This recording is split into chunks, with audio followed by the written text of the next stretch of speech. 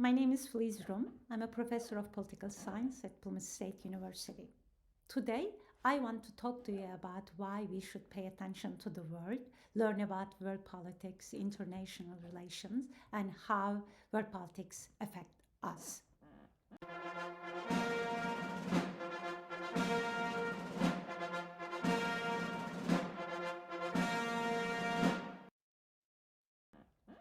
Einstein said politics is more difficult than physics. You probably agree. Some of you might also feel like you are not really affected by world politics. But I want you to think about these questions. Do you have any friends or relatives in the military? Does one of your parents work for a company with international ties? Do you or your family own a foreign car? Do you like the music, artwork, or movies of a person who does not live in this country? Have you ever volunteered with a humanitarian or religious organization with international ties? Do you have a friend on Facebook or Instagram who doesn't live in this country? Have you traveled overseas or plan to do so in the future? Was at least one of your answers yes? Then will politics affect you? World politics definitely influence your finances. There is a war going on in Ukraine between Ukraine and Russia. You might say, Ukraine, somewhere in Europe, why should I pay attention to this war? The war cost global economy so far $2.8 trillion. United States already committed $13.6 billion.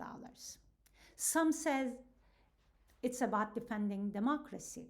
Others talk about energy resources. We will talk about this later in another episode, but the war sure affects us. International trade definitely influence your finances. It can bring jobs to our country or can cause job losses. Look around you. The materials you use on a daily basis. What percentage of the items you use are 100% produced in the United States? If we are buying those items from outside, it's job losses for our workers. That's why we hear buy American. But before we say buy American, I want you to think about those inexpensive foreign products. They improve our standards of living. Imagine if all those products were produced in the United States. What would be the cost? The price of them? Can we afford them?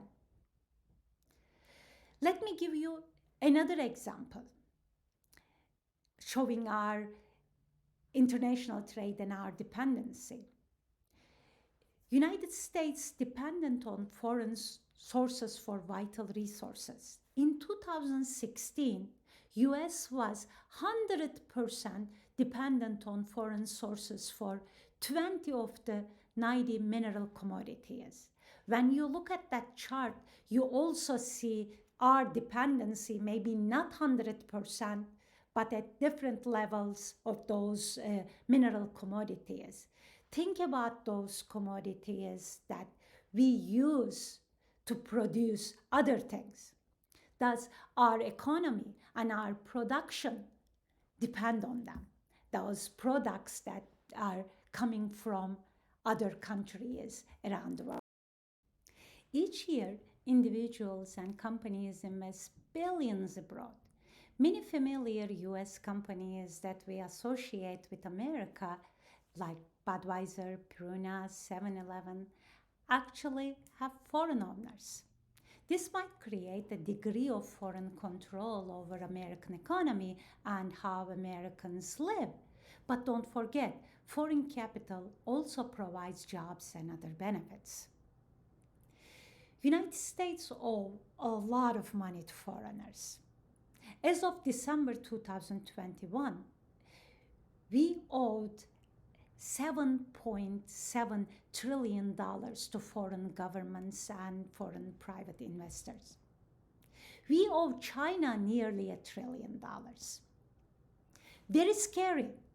But if foreigners do not invest, we end up paying way higher interest rates for our mortgages, car loans, or college tuition loans. Defense spending is another area uh, that affects our finances. We pay taxes to support our country's involvement in world affairs.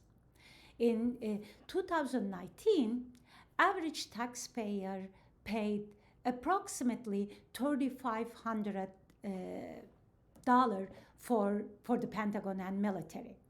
The United States spent $754 billion in 2021 on national defense, way above other developed economies, how much they spend.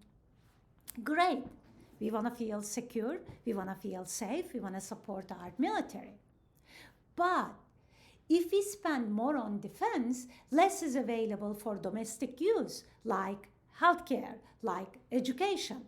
A few years ago, I read that if the Pentagon deleted just one B-2 bomber from its budget, granted it was $2.1 billion, that money could have supported all expenses paid, scholarship for 225,000 American students to get a college education in state universities. But think about all the other sectors that support the military. When we invest in our military, we also help those sectors, from food productions to uniform building, uniform making, logistics, etc., job creation for them too. International politics influence the quality of your life. Water you drink, air you breathe. One of the areas is population growth. It took 100,000 years for human race to reach 6 billion. Now, every 14 to 17 years, we add a billion people to the population. With this, there comes resource depletions, pollutions, and all other problems. We worry about global warming. We worry about global climate change, melting of ice caps, increased intensity and frequency of hurricanes or other forms of violent weathers, and environmental destructions in general. Let me give you an example. Many consider Amazon rainforest as the lungs of the earth. Every day, 10,000 acres of Amazon rainforest get lost to farming, land speculation, and all. Those countries sharing Amazon rainforest are cutting it. Do we have a right to tell them, no, you cannot do that, this belongs to Earth? 10,000 acres a day, equal to 7,500 football fields, we are losing. Diseases. We have been dealing with a pandemic last 2.5 years. Can we prevent spread of infectious diseases by ourselves? Isolating ourselves, or do we need to cooperate? Terrorism is a big concern for us all. We don't even have a country attacking us. War or terrorism, big majority of the casualties of political violence are civilians now. Can we again solve the problem of terrorism or political violence in isolation? So now that we know world politics affect us and we need to pay attention to it, But we need to also know that we are not stuck with the world as it exists or as it is evolving. We can play an active part and make a difference. Maybe not at the center. I want to leave you with this question. How do you think we can get engaged? How do you think we can make a difference in the world? Thank you.